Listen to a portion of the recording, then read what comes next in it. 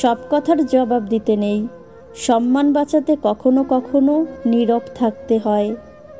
জ্ঞানী লোকেরা সব সময় চুপ থাকে না, কিন্তু তারা জানে কখন চুপ থাকতে হবে। আপনি যত স্মার্ট হবেন তত কম কথা বলবেন। কাউকে বোঝার জন্য তাকে প্রশ্ন করার চেয়ে চুপ করে তার কথা শোনা অনেক বেশি কাজের। জ্ঞানীদের সমাবেশে নীরবতা অজ্ঞদের অলংকার। নীরবতা পৃথিবীর সবচেয়ে বড় চিৎকার, যেটা বোঝার ক্ষমতা সবার থাকে না। অবিরত কথা বলা জ্ঞানকে সীমাবদ্ধ করে, কিন্তু অবিরাম শ্রবণ করলে জ্ঞান বৃদ্ধি পায়। চুপচাপ আপনার কাজ করতে থাকুন, কারণ খেলোয়াড়রা খেলার দিকে মনোনিবেশ করে, বাইরে বসে থাকা দর্শকদের মন্তব্যে নয়।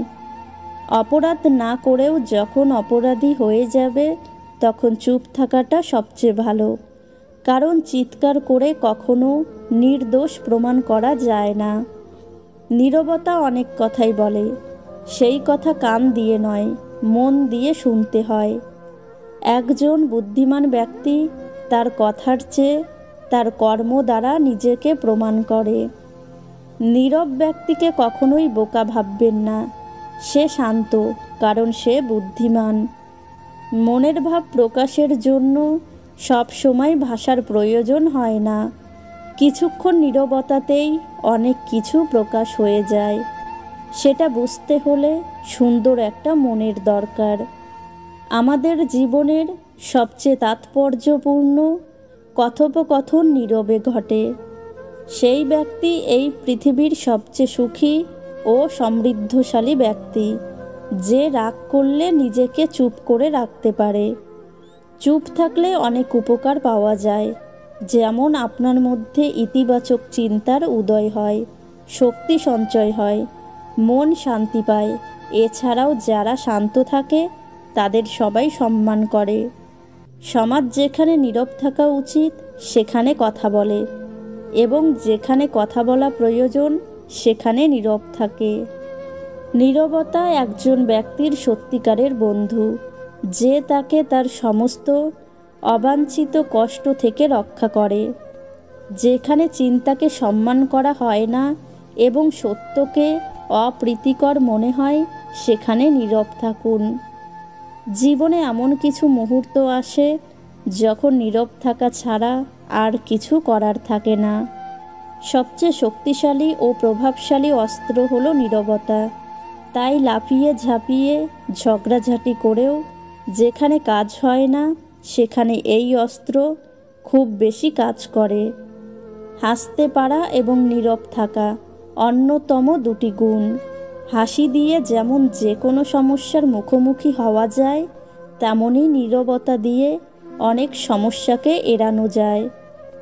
একজন শান্ত মানুষের কথা শোনার ইচ্ছা সেই ব্যক্তির মধ্যেও থাকে, যে সবচেয়ে বেশি কথা বলে। আপনার কথা আপনার বিজয় নিশ্চিত করে না, কিন্তু আপনার কাজ তা করে। শব্দ যে কোনো কিছুর মতো কাঁপতে পারে, কিন্তু নীরবতা হৃদয় ভেঙে দেয়।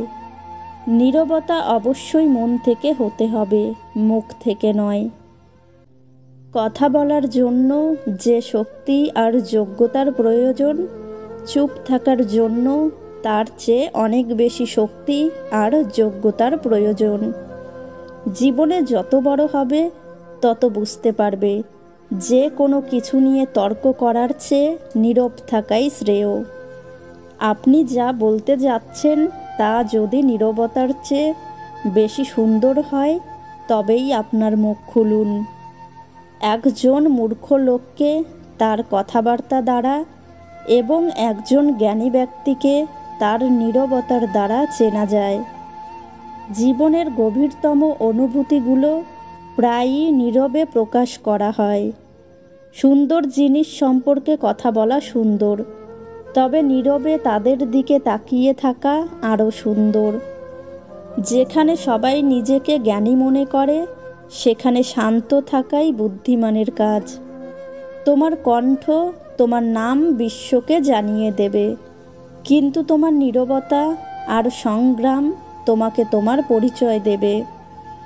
বেশি কথা বলা আমাদের চিন্তার পরিধিকে সীমিত করে, কিন্তু কম কথা বললে আমাদের চিন্তার পরিধি প্রসারিত হয়। নীরবতা হলো প্রকৃত বন্ধু, যে কখনো বিশ্বাসঘাতকতা করে না। এমন নয় যে জ্ঞানী ব্যক্তি কথা বলতে জানেন না, তিনি নীরব থাকেন, কারণ তিনি জানেন কোথায় কথা বলতে হবে। ভগবানও আমাদের অনেক কথা শোনার উপদেশ দেন, তাই তিনি আমাদেরকে একটি মুখ ও দুটি কান দিয়েছেন। যদি আরেকটু নীরবতা থাকতো, যদি আমরা সবাই চুপ থাকতাম, হয়তো আমরা কিছু বুঝতে পারতাম। অজ্ঞের পক্ষে নীরবতাই হচ্ছে সবচেয়ে উত্তম পন্থা। এটা যদি সবাই জানতো, তাহলে কেউ অজ্ঞ হতো না। যদি বলার মতো সুন্দর কিছু না থাকে, তাহলে চুপ থাকাই সবচেয়ে ভালো বিকল্প। আপনার খুশি ও আনন্দের মুহূর্তে চুপ থাকা উচিত, কারণ এই সময় আনন্দে আত্মহারা হয়ে এমন কোনো কথা কাউকে বলবেন না যা হয়তো পরে বাস্তবায়ন করা আপনার পক্ষে সম্ভব নাও হতে পারে, বরং আপনার জন্য কষ্টকর পরিস্থিতি বয়ে আনতে পারে। যে মানুষ অকারণে আপনার সাথে তর্ক করে, জানবেন সে ব্যাপারে তার কোনো জ্ঞান নেই, কারণ তার উদ্দেশ্যই হলো যে কোনো প্রকারে আপনাকে ছোট করা, এটা প্রমাণ করা যে সেই সেরা। তাই সেই সময় আপনি চুপ করে তাকে তার কথা বলে নিতে দিন। স্বামী বিবেকানন্দ বলেছিলেন, তর্ক করে জয়ী হবার থেকে চুপ থেকে হেরে যাওয়াই ভালো। কেননা বুদ্ধিমানেরা পরাজয় ভয় করে না, বরং উপভোগ করে মূর্খদের উল্লাস দেখে। যখন কেউ আপনার প্রশংসা করবে, তখন চুপ থাকাটা আপনার পক্ষে শোভনীয় দেখাবে। সে যদি আপনার সব গুণের প্রশংসা করতে ভুলেও যায় বা না জানে, সেখানেও কিন্তু বলতে যাবেন না এটা আপনি পারেন বা আপনি জানেন। জীবনে এমন অনেক পরিস্থিতি আসে যখন রাগের বশে অনেক কটু কথা বেরিয়ে যায়, তবুও তার সামনে চুপ থাকাটাই বুদ্ধিমানের কাজ। রাগের মাথায় বলা কথা অপর দিকের মানুষটাকে এমনভাবে আঘাত করে যা তার জীবনের মোড়টাই পাল্টে দিতে পারে। তাই রাগের সময় চুপ থাকাটাই অনেক ভালো ফল দেয়। জগতে এমন কোনো মানুষ নেই যার সমালোচনা হয় না বা হবে না, সে যতই ভালো হোক বা খারাপ হোক। সমালোচনা সবসময় পেছনেই করে লোক, তাই তাদেরকে আপনার পেছনেই থাকতে দিন। সব সমালোচনার উত্তর দিতে গেলে আপনি নিজের লক্ষ্যে পৌঁছাতে পারবেন না। কোনো বিষয়ে পুরোপুরি না জেনে বা অর্ধেক জ্ঞান থাকলে কেউ যদি সেই বিষয়ে কথা বলে আর আপনার সেটা ভুল মনে হয়, তাহলে সেখানে চুপ করে থাকুন, কারণ ভুল ধরালে সঠিকটা ব্যাখ্যা করতে বলবে সবার সামনে, যেটা উপযুক্ত জ্ঞান না থাকলে আপনি পারবেন না। যখন আমাদের ব্যস্ত জীবনে নিজেদের বিভ্রান্ত লাগে, যখন কিছুই ভালো লাগে না, তখন চুপ থাকাটাই ভালো, কারণ সে সময় হয়তো রেগে গিয়ে আপনি কাউকে খারাপ কথা বলে দিতে পারেন, অথবা অন্য কারো পরামর্শে ভুল পথে যেতে পারেন। তাই এই সময় চুপ থেকে নিজের সাথে একটু একা সময় কাটানোই ভালো।